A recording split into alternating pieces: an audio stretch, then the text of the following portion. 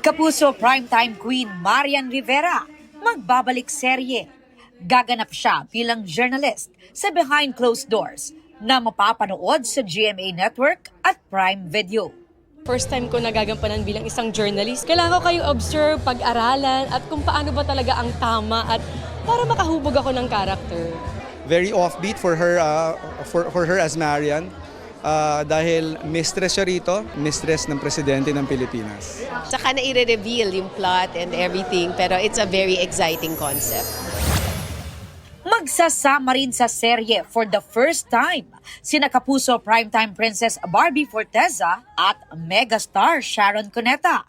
Para yan sa Honor Thy Mother na collab ng GMA, ABS-CBN at Prime Video.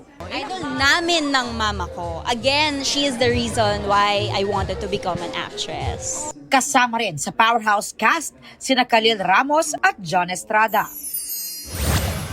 Malapit na ring mapanood sa Prime Video ang ilang pelikula ng GMA Pictures, gaya ng Samahan ng Mga Makasalanan nina David Licauco at Sanya Lopez, at KMJS Gabi ng Lagim the Movie.